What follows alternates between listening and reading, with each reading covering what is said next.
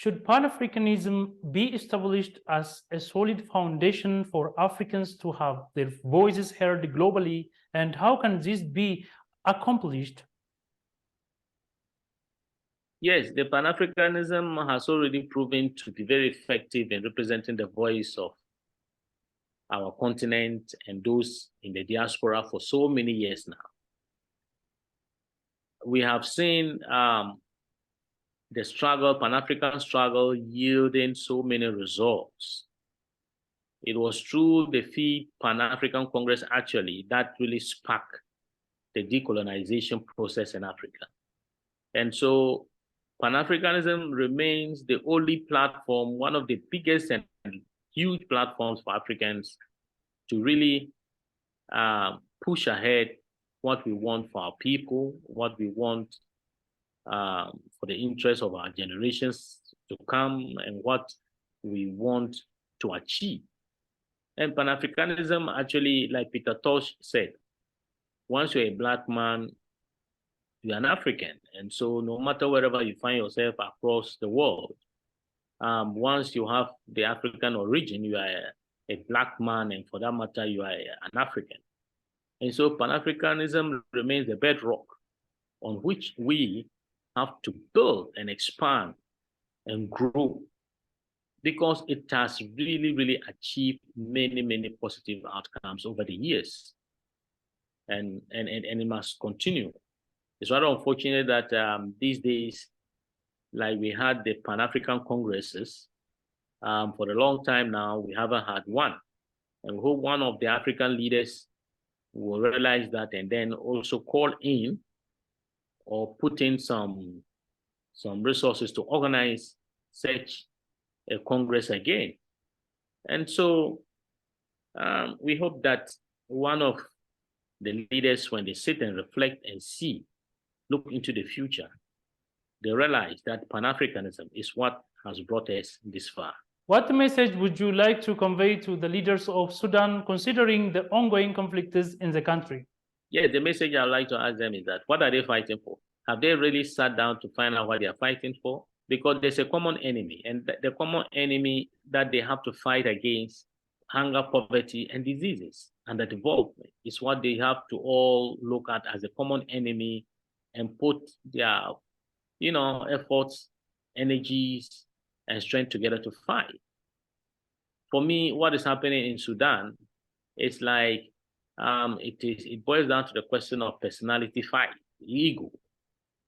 Who should lead and who shouldn't lead? And behind all these things, we must begin to ask: are there some foreign hands behind all these things because of the resources of Sudan? Because there's no war, there's no fight without an economic interest. And so who are those pushing for?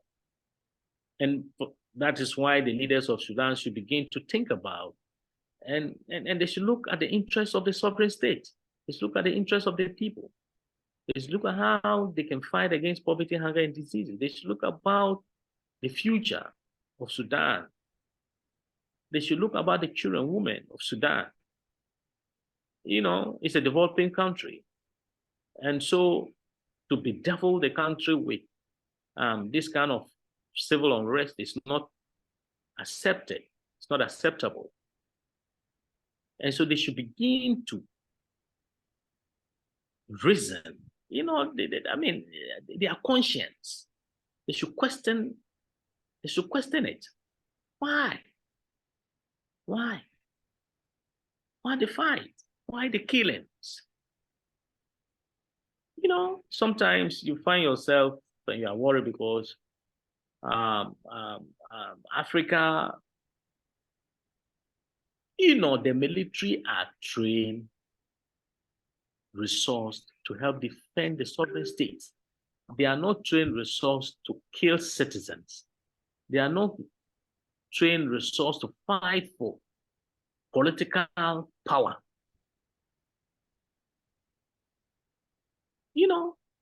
They are there to defend the interests of the people. And so the leaders in Sudan, those involved in this conflict, should sit and then begin to understand that it's not about them, it's about the future of Sudan. What lessons can be learned from Ethiopia's experience of bringing its conflict to the African Union and emphasizing African solutions to African problems? Yes, one of the wisest decisions to have been made was for Africans themselves to recognize that it will take Africans themselves to solve their own problems, and that it will not take any other foreign intervention or foreign players to come and solve our problems for us. And that has been very, very effective and demonstrated with the Ethiopian conflict. And the success story of the Ethiopian conflict is that it demonstrates and clearly shows that Africa has the capacity to deal with issues that confront her development. The Ethiopian example also shows that Africa can unite if we put in some effort, especially the heads of states. If they work towards it consciously, they will achieve positive outcomes. And so now there's a plus, and that plus is that any kind of confrontation, any kind of challenges, any kind of difficulties bedeviling the continent can be tackled from within. And looking at it from within, results can be found. And so it is an add-up to the Pan-African question. It is an achievement. South Africa and other countries are collaborating to negotiate the conflict between Russia and Ukraine. What is your comment on this? That is a very good achievement in terms of the African personality. It means that Africa has what it takes to also help resolve and bring peace at any part of the world. And that boils down to respect for the non-aligned principles. The non-aligned movement principles, which used to be very strong and active, is somehow being revived through this initiative. And so it is something that the powers that be have failed to achieve. And so if the two parties have agreed, Russia and Ukraine, that Africa should come in to help resolve the problem, it is something that we should begin to realize and agree, accept that there's something with us, within us. There are so many, we have some strengths, and which can be used to really bring about global peace. And so, and it boils down also, and it is connected. Once this is done, it is connected with the question of veto. It is connected. It means that Africa giving a seat at the UN Security Council as a veto power can further use its experiences and its expertise to help bring about peace across the globe. What position and response should Africa adopt towards wars occurring in the continent and in other parts of the world? In Africa, for instance, wars happening all over should be stopped, and it can be stopped by the 55 African military commands coming together to establish the African High Command, a standing army, where any part of Africa where conflicts are, they go in there and make sure that they stop it. And the reason is that there's a precedent, like the Liberian-Sierra Leone War, with ECOWAS establishing ECOMOG. They achieved some results. And so what should happen is that immediately the African Military Command should be constituted, called the African High Command, which was advocated by Kwame Nkrumah. The 55 Chief of Staff of the Armed Forces, they should meet, and they have what it takes to stop any conflict within any part of Africa. And they can do it, and they've demonstrated it in the past. Even if you look at UN peacekeeping, Africans are doing very well. And so with the vast experience that they have gathered all these years, they should put together a body immediately, a standing force. And even where there are disasters, be artificial or man-made, they can step in there, or natural, they can step in there. Because, look, I trust our armed forces. They are well-trained. African soldiers are good. And not today, they demonstrated it in the First World War and the Second World War. And that experience has been built, and they still with them. Unless, of course, they don't want to do, but when they want to do and stop any conflict, they have the capacity and capabilities. And so I strongly believe that the armed forces command centers all over the 55 African states should come together immediately. They should come together immediately and stop any conflicts within any part of Africa. Doctor, have you got any final message or thought to convey for people watching us? Well, first of all, what I'd like to say is that the African Union, going by its 10-year implementation plan of Agenda 2063, the 10-year implementation plan ends in 2023. And there's the need for an evaluation of what has been done and what hasn't been achieved. 2023, we should have been talking of a continental union government, but there's nothing being said about that. Total silence that we are witnessing all over. And so the question is, what is the AU Commission doing? What is the AU Commission doing? We need some kind of evidence, and that should be done through some communication for the citizens of Africa to know what they are doing. The Continental Union government is something that is key because we know the benefit that will be accrued thereafter. That is the only way to help solve many, many, many problems of the continent, the challenges that we are facing. If we are divided, 55 countries divided, each dealing with the powers that be separately, brings no tangible results. If we are united, having one government, having one army, having one common currency, having one bank, with the boundaries erased, free movement of goods and services, free movement of people, free settlements of Africans in respect of whether you are at Djibouti or Dakar or wherever. Free movement, because Africa was one before the advent of colonialism. So that we'll be in position to enjoy the resources of the continent. A united Africa can fight against what is going on in terms of conflicts all over, especially in the DRC. The resources of the DRC belongs to all Africans.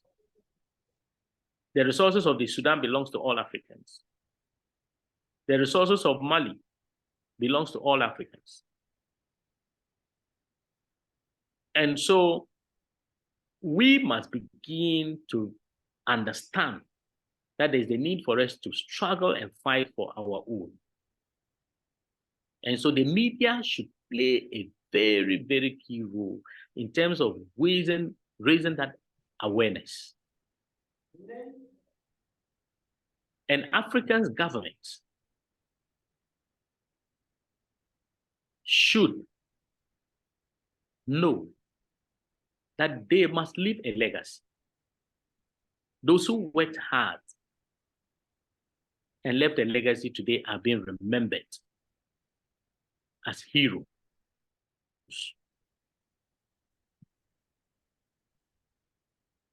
Civil society organizations on the continent should do what is right, raise their voices, and right the wrong.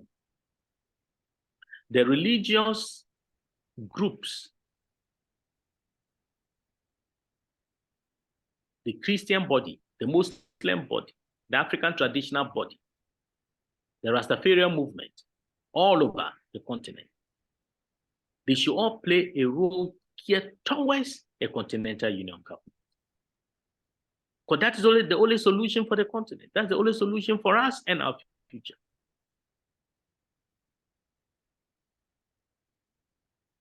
I mentioned the armed forces, the military. They also have a voice to add. It's not a matter of using guns, but they can issue statements. Because a united Africa will benefit them because they also have families who are citizens.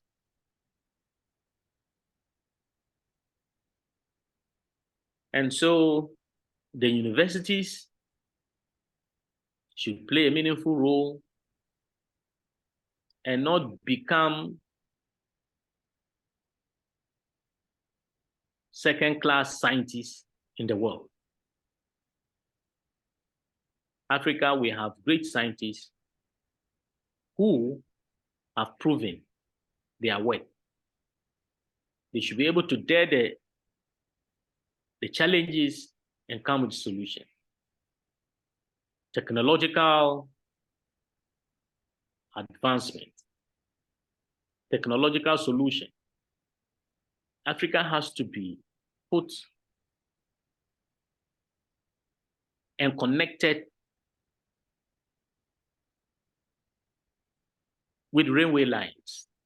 We need to be able to move from Djibouti to Dakar easily. We should move from Cairo to Cape Town easily.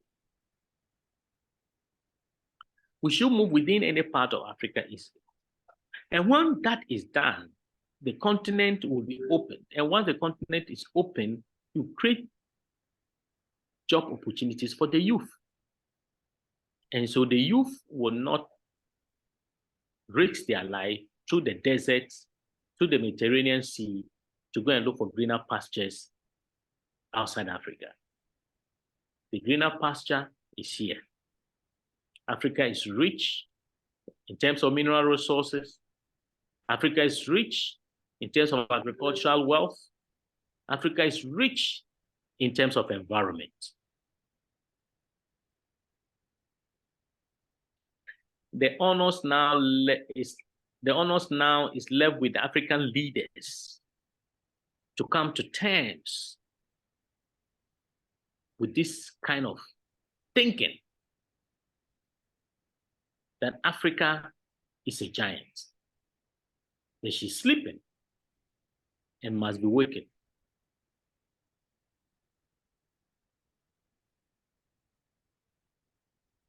Africa is a giant, a sleeping giant.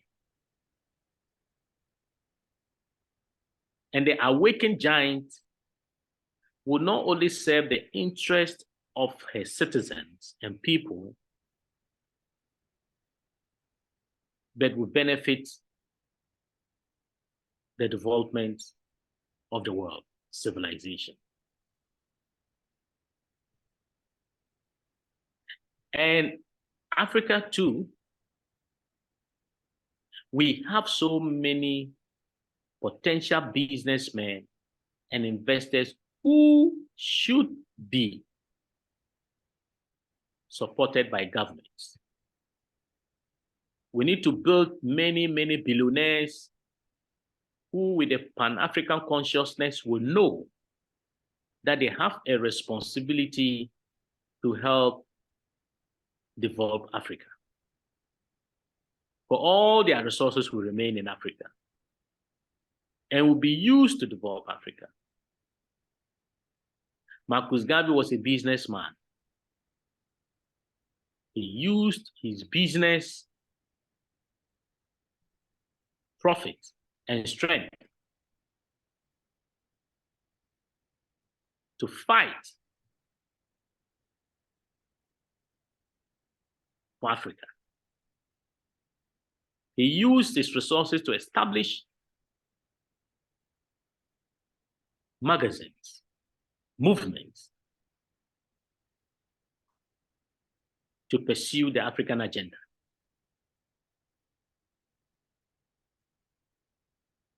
And so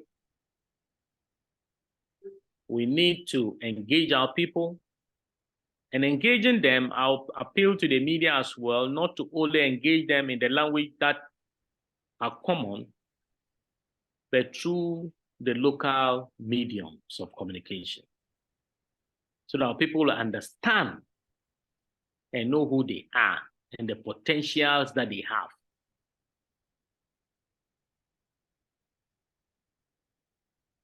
The world will be peaceful and lovely when Africa is united, when a continental union government is bred, with leaders ready to serve the people and not themselves. And not like Mobutu, when he left office, stole about $5 billion US. We don't want thieves in Africa to lead us.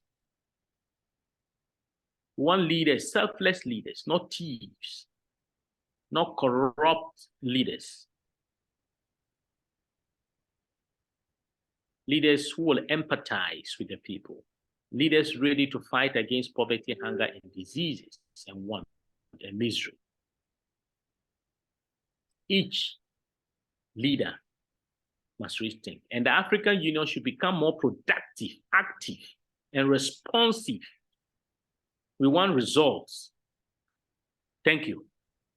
Dr. Benjamin Anyagri, Immediate Executive Director of Kwame Nkrumah Ideological Institute, thank you for your precious time. Thank you. And greetings to your audience. Ubuntu. Dear our esteemed viewers, this is all we have for now. Thank you for watching.